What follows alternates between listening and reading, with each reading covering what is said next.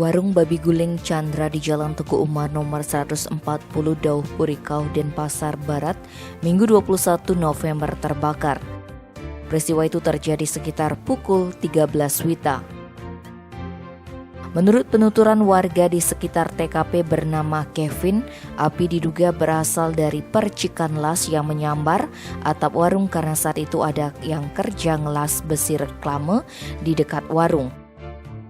Pria yang rumahnya bersebelahan dengan TKP ini memaparkan lantaran atap tempat makan tersebut terbuat dari alang-alang, api dengan mudah membesar. Untungnya saat itu warung dalam keadaan tutup karena Hari Raya Kuningan, sehingga tak ada korban jiwa dalam kejadian tersebut. Sementara itu, Kepala Pelaksana BPBD Denpasar Ide Bagus Joni Ari Wibawa yang memimpin langsung giat pemadam mengaku belum mendapat informasi terkait percikan las sebagai pemicu insiden tersebut. Pihaknya menduga kebakaran disebabkan karena konsleting listrik.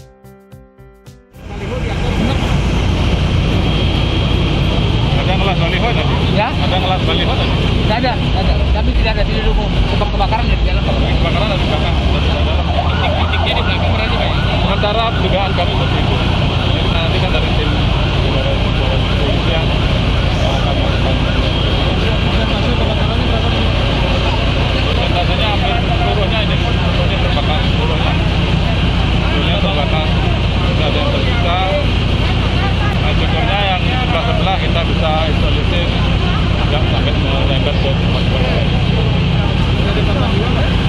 Sementara tidak ada.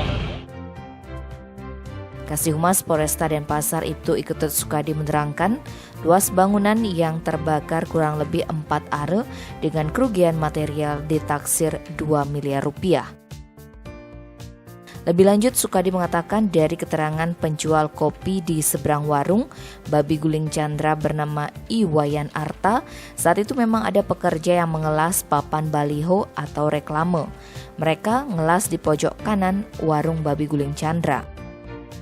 Ketika pekerja mengelas, tiba-tiba saksi melihat atap warung Chandra terbakar.